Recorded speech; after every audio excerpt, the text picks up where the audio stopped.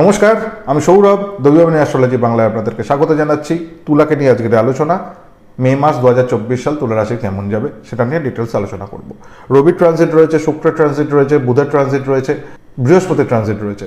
এই ট্রানজিটগুলো কি কি এফেক্ট নিয়ে আসছে, শরীর স্বাস্থ্য, অর্থ, কর্ম ইত্যাদি সমস্ত বিষয়গুলোর ক্ষেত্রে কি কি প্রভাব এই ট্রানজিটগুলো নিয়ে আসবে সেটা নিয়ে আজকের ডিটেলস আলোচনা। ভিডিওটা অবশ্যই শেষ পর্যন্ত দেখবেন। ভালো লাগলে লাইক, শেয়ার, কমেন্ট করতে ভুলবেন না। আর অবশ্যই দৈববাণীকে কিন্তু সাবস্ক্রাইবটা করে রাখুন, সঙ্গে নোটিফিকেশন বেল আইকনটি প্রেস করে রাখবেন।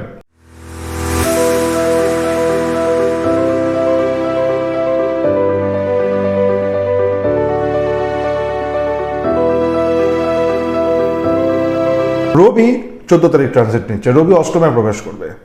তার সাথে সাথে শুক্র সে 19 তারিখ ট্রানজিট নিচ্ছে, সেও অষ্টমে প্রবেশ করছে। বৃহস্পতির ট্রানজিট 1 তারিখ হবে, সেও অষ্টমে প্রবেশ করছে, অর্থাৎ বৃষ রাশির ঘরে ট্রানজিটগুলো হচ্ছে। এটা খুব একটা ভালো কম্বিনেশন তৈরি হচ্ছে না তুলার জন্য। মঙ্গল এবং রাহু, মঙ্গল আর রাহুর কোনো ট্রানজিট নেই, কিন্তু মঙ্গল আর রাহু ষষ্ঠে অবস্থিত হয়ে থাকবে এবং ষষ্ঠপতি হিসেবে বৃহস্পতি অষ্টমে ট্রানজিট।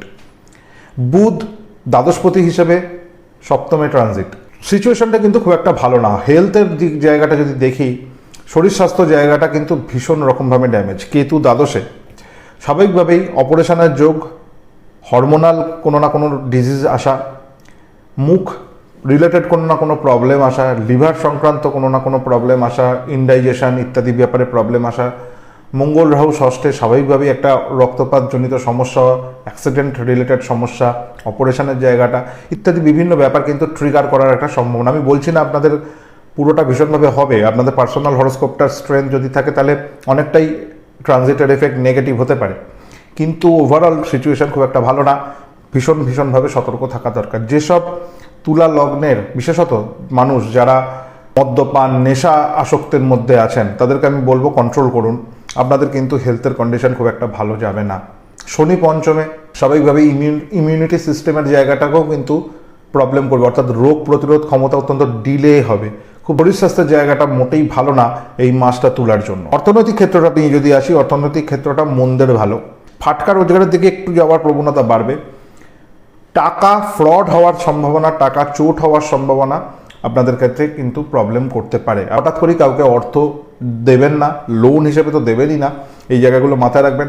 হঠাৎ করে লোন হওয়ার একটা সম্ভাবনা তৈরি হচ্ছে তুলার। লোনের দিক থেকে কিন্তু বাঁচার জায়গাটাকে আপনাদের ক্লিয়ার রাখতে হবে। লোন হুট করে কিন্তু নেওয়া যাবে না, যদি না কোনো প্রয়োজনে লোন হয়। নিজের শখ পূরণ করার জন্য লোন সবসময় কিন্তু আপনাদের ভালো ইঙ্গিত করে না। ঋণ একটা এমনই বিষয় যেটা আপনাকে কিন্তু কুড়ে কুড়ে খাবে, একবারে শেষ করবে না, বারবার কুড়ে কুড়ে আপনাকে নষ্ট করবে। তো স্বাভাবিকভাবেই ঋণের জায়গাটা থেকে বাঁচার আপনাদের কথা ভাবতে হবে। প্ল্যানিং করে অর্থ কিন্তু ইনভেস্ট করুন এবং প্ল্যানিং করে অর্থ কিন্তু সেভিংসও করুন। টেম্পটেশনে লোন হওয়া, হয়তো একটা কিছু জিনিস কিনতে ইচ্ছে হলো, হট করে লোন হয়ে গেল। ফোন কিনতে ইচ্ছে হলো, ফোন হয়তো আপনার আছেও, কিন্তু ওই একটু লোক দেখানোর ব্যাপার আর কি, মানুষকে একটু আকৃষ্ট করার ব্যাপার। একটু বেঁচে থাকতে হবে এই বিষয়গুলোকে, না হলে কিন্তু অর্থনৈতিক জায়গাটা অত্যন্ত ড্যামেজের জায়গায় আপনাদেরকে যেতে চলেছে। নিজের দোষে আপনারা অর্থনৈতিক ক্ষেত্রটাকে কিন্তু ড্যামেজ করে ফেলবেন। কর্মের জায়গাটা যদি আসি, কর্মের জায়গাটা মিশ্র একটা রেজাল্ট। প্রথমত কুঁড়েমি বাড়বে, ল্যাথার্জি বাড়বে। কর্মের সুযোগ রয়েছে, কাজের সুযোগ আপনারা পাবেন, কিন্তু নিজেরা কতটা সেখানে ঠিকঠাক টাইমে প্রেজেন্ট থাকবেন, সবসময় উপস্থিতি আপনাদের কেমন থাকবে সেটা নিয়ে কিন্তু সন্দেহজনক একটা অবস্থান থাকবে। দশমপতি হিসেবে চন্দ্র সে পঞ্চমে, শ্রবণা নক্ষত্র থেকে এই মাসে চন্দ্রের ট্রানজিটটা স্টার্ট হবে। চন্দ্রের নক্ষত্রেই স্টার্ট নেবে, শনির ঘরে, মকর রাশিতে, অর্থাৎ শনির সেই ঘরের অধিপতি। স্বাভাবিকভাবেই কুঁড়েমি, ল্যাথার্জি, কল্পনায় অনেক দূর চলে যাওয়া, বাড়িতে বসে বসে কর্মজগৎ সম্পর্কে বড় বড় কল্পনা করা, ভীষণ স্ট্র্যাটেজি ঠিক করা, কিন্তু সবকটাই ঘরে বসে বসে। বাইরে কাজের জায়গায় কাজের এক্সিকিউশনের ক্ষেত্রে কিন্তু সমস্যা, এটা মাথায় রাখতে হবে। তিনটে ক্ষেত্রে আমি যদি ভাগ করি কর্মজগৎকে, প্রথমেই চাকরির ক্ষেত্রটা। চাকরির ক্ষেত্রটা হঠাৎ করেই চাকরির কিছু পরিবর্তন লক্ষণীয়, জব ট্রান্সফার হতে পারে, কিছু কিছু ক্ষেত্রে চাকরি চলে যাওয়ার একটা সম্ভাবনা দেখা দিচ্ছে। মঙ্গল রাহুর কম্বিনেশন মোটেই ভালো না ষষ্ঠের ওপরে, এবং সেই ষষ্ঠপতি বৃহস্পতি অষ্টমে যাবে। হায়ার ম্যানেজমেন্টের সাথে একটা টাসল, হায়ার ম্যানেজমেন্টের একটা রোষানলে পড়ে যাওয়া, হায়ার ম্যানেজমেন্টের সাথে বাজে একটা নেগেটিভ, সবসময় আপনার প্রতি একটা নেগেটিভ ভাইবস আপনার হায়ার ম্যানেজমেন্ট আপনার উপর রাখবে। স্বাভাবিকভাবেই নিজের কাজকে দেখানোর চেষ্টা করুন, আর নিজের কাজে যতটা সম্ভব ভুল যাতে না হয় সেটাকে কিন্তু রাখার চেষ্টা করুন। তুলা লগ্নের বা তুলা রাশির যারা জাতক বা জাতিকা আছেন তাদের বিজনেসের ক্ষেত্রটা মন্দের ভালো বলা যায়। প্রথমত লোকের কথায় ইনভেস্টমেন্ট হয়ে যাওয়ার একটা সম্ভাবনা তো থাকবেই, অন্য মানুষের কথায় ইনফ্লুয়েন্স হয়ে আপনার হয়তো কোনো একটা ব্যবসার কথা ভাবছেন বা বিজনেস করে ফেললেন, সেটা একটু সুযোগ রয়েছে। ফাটকা কিছু টাকা পয়সা রোজগারের জন্য কিছু ব্যবসায় ইনভেস্ট করা, যে ব্যবসাটা হয়তো আপনারা ভালো করে বোঝেন না এবং শর্টকাটে সেই ব্যবসাটা করার একটা ব্যাপার রয়েছে, যেটা আপনারা খুব ভালো বোঝেন না, সেরকম ব্যবসায় টাকা ইনভেস্ট হয়ে যেতে পারে, এটাও খেয়াল রাখতে হবে আপনাদের। কিন্তু ওভারঅল বলবো ব্যবসাটা তুলনামূলক ভালো চাকরির ক্ষেত্র থেকে। পেশাজীবী যারা মানুষ আছেন, পেশাজীবী মানুষের ক্ষেত্রে তুলনামূলক শুভ অবস্থান।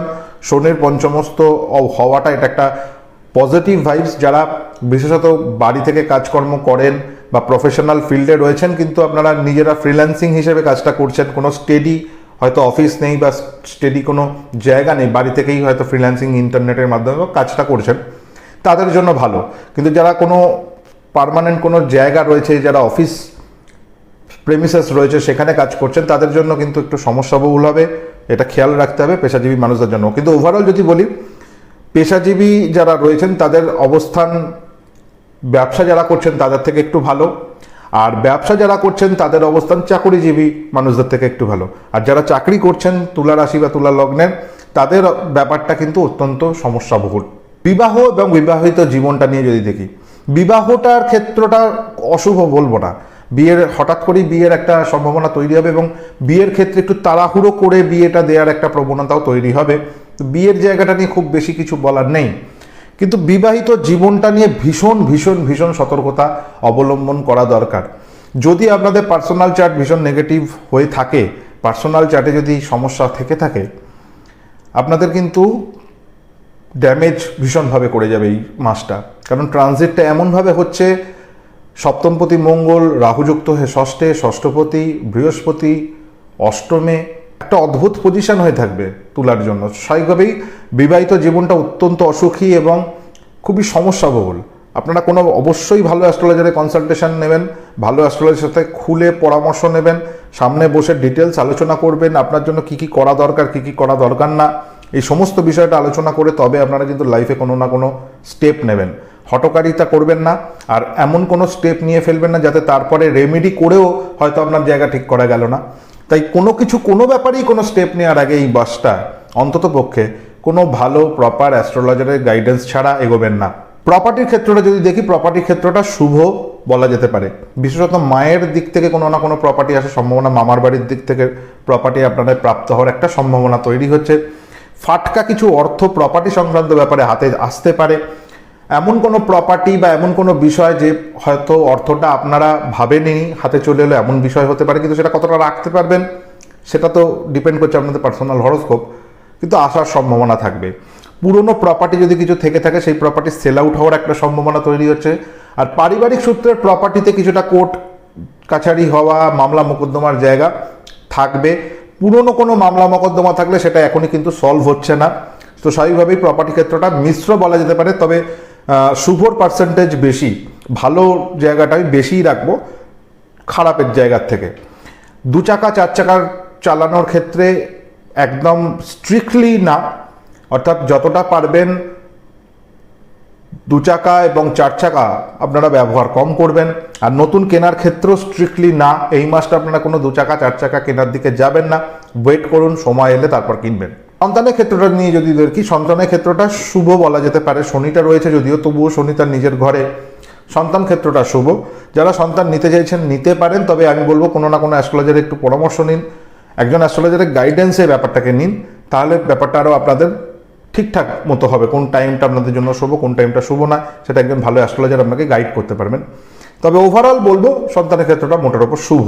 এডুকেশনের ক্ষেত্রটা নিয়ে যদি আসি, অত্যন্ত অশুভ এডুকেশনের সেক্টর, পড়াশোনার জায়গাটা অত্যন্ত অশুভ। পড়াশোনা ব্রেক হয়ে যাওয়া, সেটা আপনার আপ টু দ্য গ্র্যাজুয়েশন পর্যন্ত হোক বা হায়ার স্টাডিজের ক্ষেত্রেই হোক, দুরকম জায়গাতেই পড়াশোনাতে অত্যন্ত ড্যামেজের একটা জায়গা দেখা যাচ্ছে। পড়াশোনা ব্রেক হওয়া, স্ট্রিম চেঞ্জ হওয়া, রেজাল্ট খারাপ হওয়া, বা যে কোনো ক্ষেত্রেই টিচার চেঞ্জ হয়ে যাওয়া, ইনস্টিটিউশন চেঞ্জ হয়ে যাওয়া, আপনাদের হেলথের কারণে হয়তো পড়াশোনাতে কোনো না কোনো এফেক্ট আসা, পড়াশোনা নিয়ে কিন্তু ভীষণ রকম একটা নেগেটিভিটি এই মাসটায় আপনাদের পেতে হবে। তো ওভারঅল কিন্তু তুলার খুব একটা ভালো কম্বিনেশন নয়, বলতেও খারাপ লাগে, কিন্তু ভালো কম্বিনেশন তুলার কিন্তু পাওয়া যাচ্ছে না। আমি বারবার বলবো, যদি আপনাদের তুলা লগ্ন হয় অবশ্যই আপনারা ভালো অ্যাস্ট্রোলজারের পরামর্শ নিন। তুলা রাশি হলেও আপনাদের এফেক্ট কম হবে কিন্তু পাবেন, কিন্তু তুলা লগ্ন হলে এফেক্ট ভীষণ রকমভাবে আপনাদের ড্যামেজ করবে। 2-4টে ব্যাপার আমি তুলাকে নিয়ে বলি। এই মাসটা আপনাদের শত্রুতার জায়গাটা ভীষণভাবে বৃদ্ধি হবে, এনিমিটি। আপনারা যাই করবেন না কেন আপনাদের একটা শত্রুতার জায়গা তৈরি হবে, আপনাদের বন্ধু বান্ধবদের মধ্যে শত্রুতার হওয়া তৈরি হবে, পরিবারের মধ্যে শত্রুতার হওয়ার জায়গা তৈরি হবে। আপনি যাই বলবেন আপনার অন্য লোক ঠিক সামনার সামনে খাড়া পাবেন আপনাকে অপোজ করার জন্য। আপনি যাই করতে যাবেন আপনার সামনে কিন্তু একটা মানুষ থাকবে যে মানুষটা আপনাকে কিন্তু ব্লক করার চেষ্টা করবে। এটা আপনার সব ক্ষেত্রেই যে আপনার দোষ থাকবে না এমন নয়, আপনিও এমন কিছু কিছু বিহেভিয়ার এই মাসটায় করবেন। অর্থাৎ তুলার যারা মানুষ রয়েছেন আপনাদের কিন্তু একটু পরিস্থিতি সমস্ত কিছু বুঝে, সময় পরিস্থিতি বুঝে কথাবার্তা বলার চেষ্টা করতে হবে এই মাসটায়। কার কোন জায়গাটা খারাপ লাগতে পারে, কার কোন জায়গাটা ভালো লাগতে পারে সেইটা বুঝে অ্যাক্ট করতে হবে। আপনার কোনো একটা ব্যাপার ইচ্ছে করছে, আপনি হয়তো একটা গাড়ি কিনেছেন, হতেই পারে অন্য লোকের মানুষটা সেই মুহূর্তে আপনার মুড নেই আপনার গাড়িটা সম্পর্কে আলো দেখার, আপনি যেচে পড়ে তাকে গিয়ে সেই গাড়িটা দেখাতে শুরু করলেন, বসিয়ে চড়াতে শুরু করলেন, স্বাভাবিকভাবেই তার মনে একটা নেগেটিভ ভাইব্রেশনস তৈরি হবে। এই জগতে কেউ ভগবান নয়, একটা নেগেটিভ ভাইব্রেশনস তৈরি হচ্ছে। আপনি হয়তো তাকে ভালো মনে দেখাচ্ছেন কিন্তু তার ক্ষেত্রে একটা নেগেটিভ থট সবসময় মাথার মধ্যে ঘুরছে, আপনি বোধহয় তাকে জেলাসি ফিল করাচ্ছেন, অর্থাৎ আপনি বোধহয় তাকে গাড়িটা দেখিয়ে একটা ছোট করার চেষ্টা করছেন। এগুলোকে একটু বন্ধ করার দরকার থাকবে। মানুষের সাথে যখন মিশতে হবে বুঝে মিশতে হবে, বুঝে কথা বলতে হবে। আপনি একপাক্ষিক বিচার বিবেচনা করে মিশা কিন্তু যাবে না। তুলা লগ্নের জাতক বা জাতিকাদের ভীষণ সতর্কতা অবলম্বন করা দরকার এই মাসটা সর্বক্ষেত্রে, সমস্ত ক্ষেত্রে, কারণ এমন একটা নেগেটিভ জোনের মধ্যে দিয়ে তোলা যাবে। আর এই মাসের যে ট্রানজিট, এই মাসের ট্রানজিটের ফলে যে বিষয়গুলো তুলার জীবনে ঘটবে সেটা তার পরবর্তীকালে একটা লং টার্ম ডিপ্রেশন, অ্যাংজাইটি, একাকিত্ব, লোনলিনেসে ফেলে দিতে পারে। তাই বারবার বলছি, তুলা রাশি বা তুলা লগ্নের জাতক বা জাতিকা যারা আছেন তারা বুঝে চলুন, শরীরের দিকে খেয়াল রাখুন, ফ্যামিলি লাইফের দিকে খেয়াল রাখুন, পরিবারের মধ্যে কি চলছে সেই ব্যাপারটা নিয়ে খেয়াল রাখুন। একপাক্ষিক ডিসিশন সব ক্ষেত্রে নেবেন না, আর অবশ্যই কোনো ভালো অ্যাস্ট্রোলজারের পরামর্শ নিয়ে তবেই আপনারা জীবনের মেজর ডিসিশনগুলো নিন। এবার আসবো প্রতিকারের ব্যাপারে। তুলার জন্য এই মাসে দুখানা প্রতিকারের ব্যাপার রয়েছে, আমি দুখানা প্রতিকার দেবো। প্রথমেই হনুমান চল্লিশা পাঠ, হনুমানজির উপাসনা করুন, স্ক্রিনে দেখতে পাচ্ছেন হনুমানজির উপাসনা করুন, হনুমান চল্লিশা পাঠ করুন। চেষ্টা করুন মঙ্গলবারটা যদি নিরামিষ খেতে পারেন তাহলে আরও ভালো। হনুমানজির উপাসনা করুন, হনুমান চল্লিশা পাঠ করুন, নিয়মিত পাঠ করুন, এটা আপনাদের জন্য কিন্তু ভীষণ ভালো একটা রেজাল্ট নেবে। এরপর আসবো শুক্রের মন্ত্রে। স্ক্রিনে দেখতে পাচ্ছেন শুক্রের মন্ত্র, সেই শুক্রের মন্ত্র আপনারা জপ করুন, 108 বার করে নিয়মিত জপ করুন। শুদ্ধ বসনে শান্তভাবে একটা নির্দিষ্ট স্থানে একটা নির্দিষ্ট আসন গ্রহণ করে এই শুক্রের মন্ত্র আপনারা চ্যান্ট করুন 108 বার করে, এবং নিজের মনের উইশটা জানান ঈশ্বরকে। আশা করি আপনাদের বাধা বিঘ্নগুলো অনেকটাই দূর হবে। আর অবশ্যই বড় সমস্যা হলে নিচেদের ফোন নাম্বারগুলো যাচ্ছে, যোগাযোগ করবেন, ডিস্টার্ব করবেন না, ফোন করবেন। যদি আপনাদের দেখানোর প্রয়োজন মনে হয় অবশ্যই একটা প্রপার প্রসিডিওর আছে, অ্যাপয়েন্টমেন্টের ব্যাপার রয়েছে, আপনারা অ্যাপয়েন্টমেন্ট করে ভিজিট করে চেম্বারে এসে দেখাতে পারেন অথবা অনলাইন কনসালটেশন নিতে পারেন। বিদায় নিচ্ছি আজকে, ভালো থাকুন, সুস্থ থাকুন, ঈশ্বরের কাছে এই কামনা করব। আর যেতে যেতে বলি দৈববাণী অ্যাস্ট্রোলজি বাংলাকে সাবস্ক্রাইবটা করে রাখুন, সঙ্গে নোটিফিকেশন বেলটাও প্রেস করে নিতে ভুলবেন না, যাতে যখনই ভিডিও আপনাদের সামনে আসে সেটা আপনারা দেখতে পারেন। আর অবশ্যই ভিডিওটা শেষ পর্যন্ত যারা দেখলেন তাদেরকে ধন্যবাদ। লাইক করুন, শেয়ার করুন এবং অন্য মানুষকে জানান। বিদায় নিচ্ছি, নমস্কার।